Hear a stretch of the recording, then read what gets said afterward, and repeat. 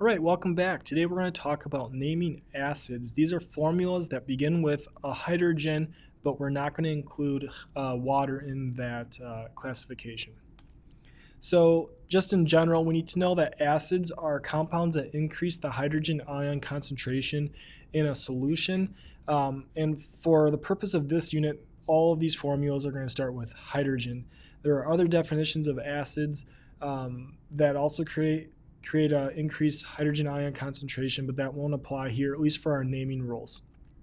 We can break these into both binary and ternary acids. That's not overly important though for naming. We're going to only look at one part, and that's going to be the endings of these names in order to create a acid name from an anion name. And then finally, the ternary acids can be broken into oxyacids and then non-oxyacids. So for example, HNO3 contains the oxygen and HCN doesn't contain oxygen. Ternary oxyacid, non-ternary oxyacid. So let's see how we break these down. Here are the rules. So we already know that we have a formula that begins with hydrogen. So then we need to look at what the anion happens to be. So you look at the formula, and whatever that formula is, figure out what the name of the anion is. If the anion is IDE, so mostly binary acids, that would just be hydrogen stuck to a nonmetal. It's going to be hydro something ic acid.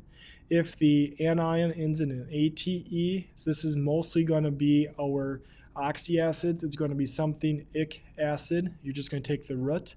And then a way to remember that, if you ate something bad, you might feel icky. Ate ick. If you ate something bad, you're going to feel icky.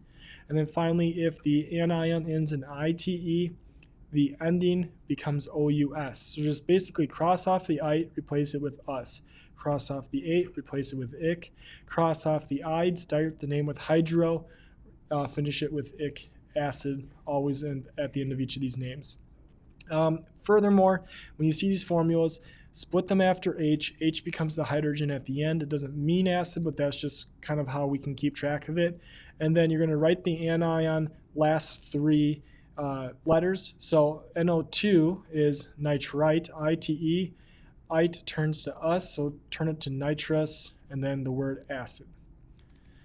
To see this as a flowchart graphic, basically to show this, we see that we have an acid because the formula begins with H and it's not water. Then we need to figure out what the anion ends in. Is it ide, ite, or ate?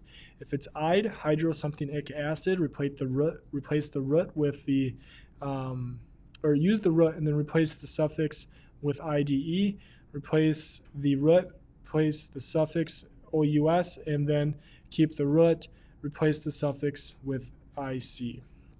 So pretty straightforward. For acids, you just need to remember this pathway. To see some example problems, click this button in the top right, and that'll take you to some acid-specific naming.